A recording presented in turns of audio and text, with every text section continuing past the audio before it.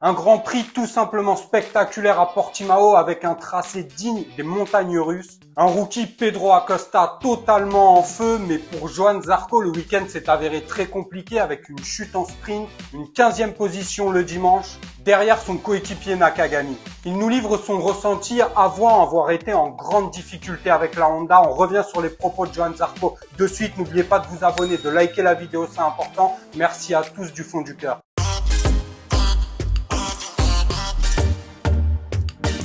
Bon mes amis, un Grand Prix qui pour moi a tenu quand même toutes ses promesses. Déjà un tracé personnellement que j'adore, très vallonné, ça monte, ça descend, des montagnes russes. Donc forcément, moi, il y a un côté qui me plaît là-dedans. Et puis, on a eu quand même du spectacle fait par le nouveau petit génie de la catégorie, le rookie Pedro Acosta, avec sa KTM Tech 3 Gas, qui a même carrément mis à l'amende les autres pilotes officiels KTM, Brad Binder et Jack Miller. On a vu un beau Marc Marquez également. On sait comment ça s'est fini avec Pecco Bagnaia. Qui est le fautif? Pecco Bagnaia, Marc Marquez. Les deux ont un grand ego, un ego de champion. Aucun des deux veut lâcher. Après, franchement, c'est pas la catastrophe du siècle non plus, mais on reviendra peut-être sur ce fait-là dans une prochaine vidéo. Aujourd'hui, on est là pour parler de Johann Zarco, de Honda qui a quand même vécu un week-end très compliqué. Mir a essayé de surnager quand même. 14e en course sprint. Le dimanche, il fait une 12e position. Bon, c'est à peu près correct avec le matériel qu'il a. Pour Marini, c'est toujours une déchéance totale. J'espère qu'il va arriver à se réveiller. Bon, de son côté, lui, tout va bien. Il dit qu'il s'est bien amusé, qu'il avait un bon feeling. Bon, pour l'instant, sur les performances, c'est quand même compliqué. Nakagami qui termine devant Johann Zarco le dimanche 14e, Johann 15e et qui chute en sprint.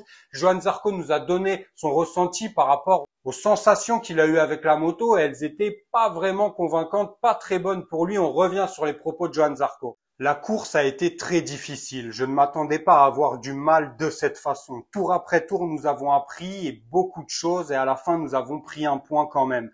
Nous avons maintenant une direction à suivre, ce qui nous aidera sûrement à Austin. Mais j'ai raté le départ, la moto a beaucoup sauté. Après, je suis arrivé à me faufiler un peu. J'ai essayé de m'accrocher au peloton de devant, mais c'était impossible de rouler dans les 39.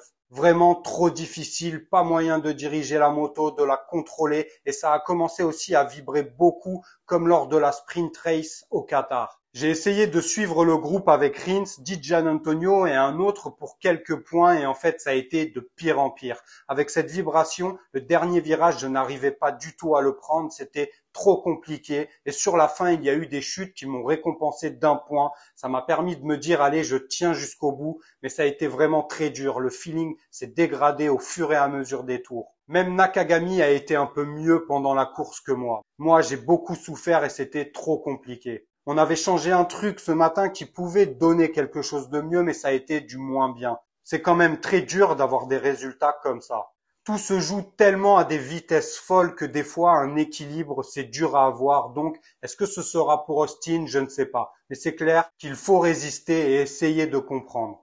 Bon, effectivement, mes amis, on espère que pour Johann Zarco, la course sera quand même un peu plus agréable, plus fluide et qu'il aura plus de feeling à Austin. On attend évidemment aussi Marc Marquez à Austin. On sait que c'est lui le shérif, c'est lui le boss de ce circuit. Maintenant, on va voir de quel bois se chauffe Marc Marquez qui petit à petit monte en performance. J'ai hâte d'y être, j'ai hâte de voir aussi Pedro Acosta. Est-ce qu'il va nous faire encore une fois le spectacle comme il l'a fait? Acosta est l'un des pilotes les plus jeunes dans l'histoire du MotoGP à avoir accédé à un podium à cet âge-là. Faut rappeler qu'il a même pas 20 ans, le pilote espagnol. Donc on verra, on se tient au courant. Donnez-moi votre avis sur les propos de Johann Zarco. On se retrouve dès demain pour une prochaine vidéo. N'oubliez pas de vous abonner, de liker la vidéo, c'est important. Prenez soin de vous, de vos proches. À demain sur Vinson IGP.